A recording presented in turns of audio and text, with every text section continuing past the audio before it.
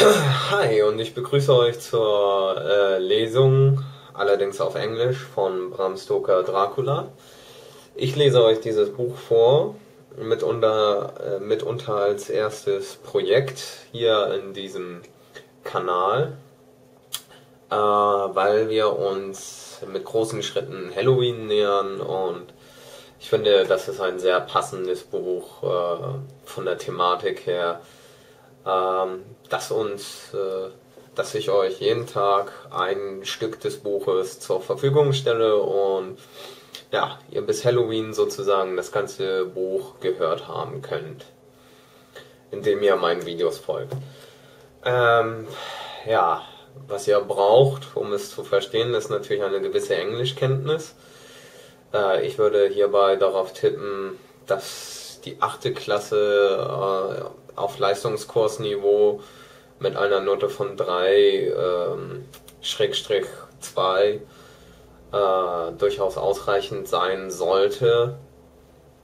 Oder eben, wenn ihr euch eure Englischkenntnisse selbst aufpoliert habt, dadurch, dass ihr immer Filme im Originalton seht, das heißt ja, Hollywood-Filme und Co., vielleicht auch mit deutschen Untertiteln. Ihr werdet ja selber feststellen, ob ihr Probleme habt, das zu verstehen oder nicht. Und ja, da die Videos länger sind, möchte ich einfach beginnen und hoffe, euch damit eine angenehme Zeit bereiten zu können und euch auf Halloween einstimmen zu können. So, beginnen wir also mit Bram Stokers Dracula. Chapter 1. Jonathan Harker's Journal. Captain Shorthand. 3rd May, Bistritz. Left Munich at 8:35 p.m. on the 1st of May, arriving at Vienna early next morning. Should have arrived at 6:46, but train was an hour late. Budapest seems a wonderful place, from the glimpse which I got of it from the train and the little I could walk through the streets. I feared to go very far from the station, as we had arrived late and would start as near the correct time as possible. The impression I had was that we were leaving the west and entering the east, the most western of splendid bridges over the Danube, which a sea of noble width and depth, took us among the traditions of Turkish rule. We left in pretty good time, and came after nightfall to Klausenburg. Here I stopped for the night at the Hotel Royal. I had for dinner, or rather supper, a chicken done up some way with red pepper, which was very good, but thirsty. Memory, get recipe for Mina.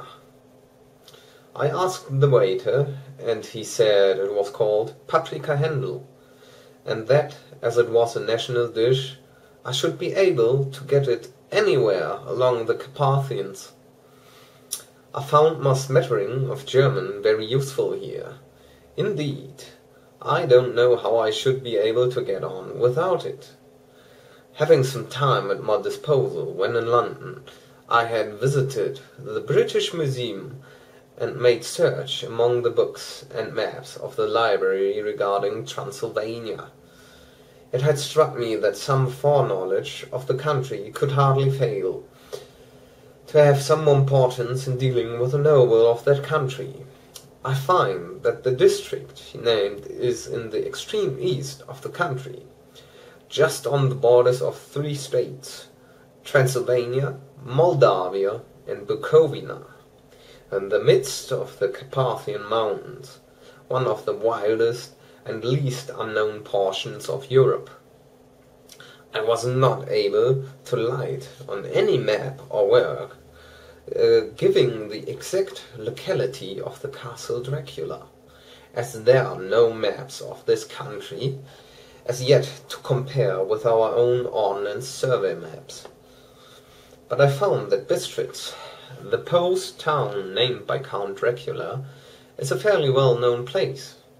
I shall enter here some of my notes, as they may refresh my memory when I talk over my travels with Mina. In the population of Transylvania there are 4 distinct nationalities: Saxons in the south, and mixed with them the Wallachs, who are the descendants of the Dacians, Magyars in the west, and Jekyllis in the east and north. I am going among the latter, who claim to be descended from Attila and the Huns.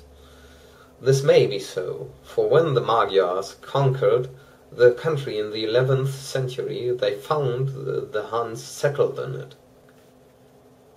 I read that every known superstition in the world is gathered into the horseshoe of the Carpathians, as if it were the centre of some sort of imaginative whirlpool.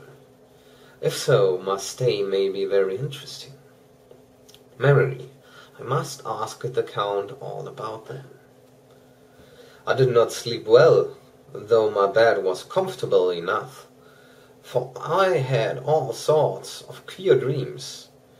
There was a dog howling all night long under my window, which may have had something to do with it, or it may have been the paprika, for I had to drink up all the water in my carafe, and was still thirsty. Towards morning I slept, and was awakened by the continuous knocking at my door, so I guess I must have been sleeping soundly then.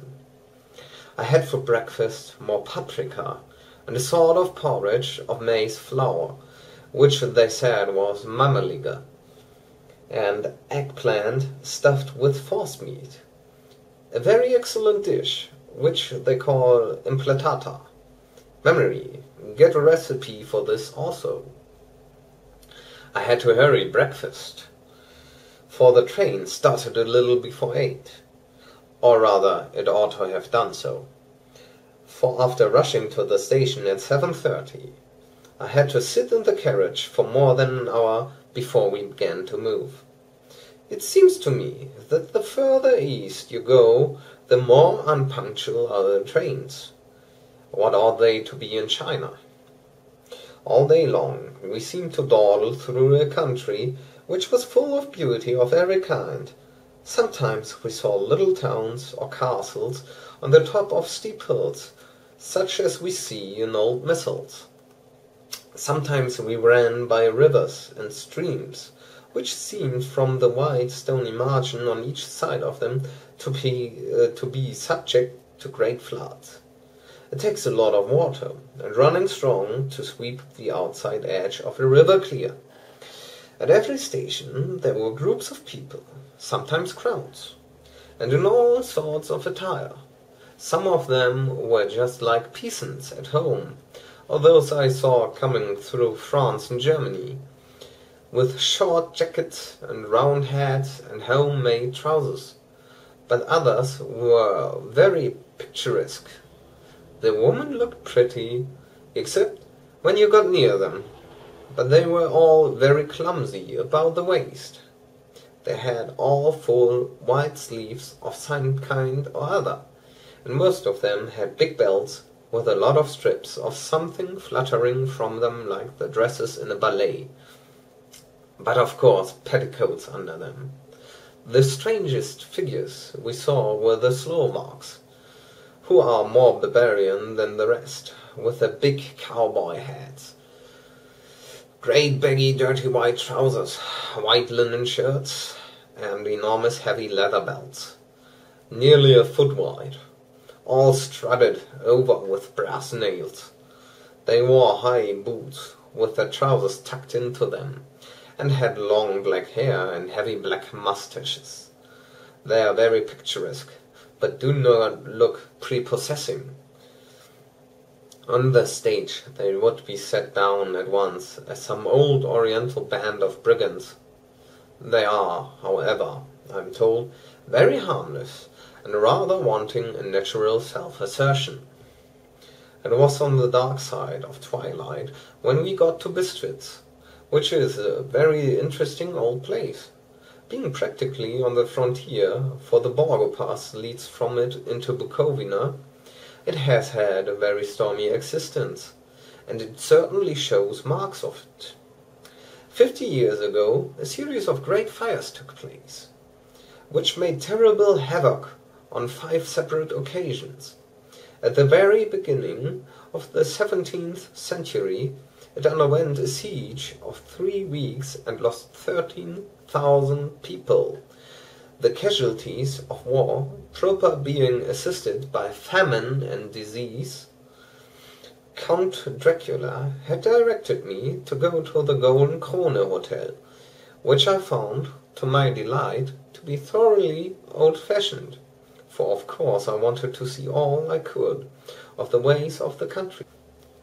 I was evidently expected, for when I got near the door, I faced a cheery-looking elderly woman in the usual peasant dress, with white undergarment, with a long double apron, front and back, of coloured stuff fitting almost too tight for modesty.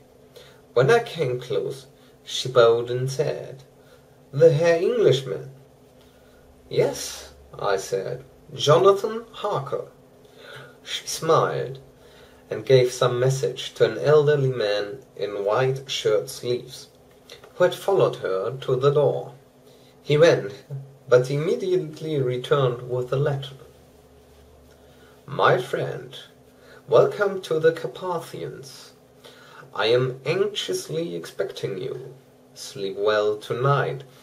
At 3 tomorrow the diligence will start for Bukovina. A place on it is kept for you.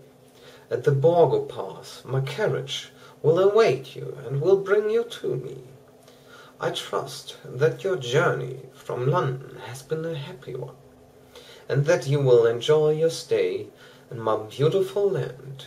Your friend, Dracula."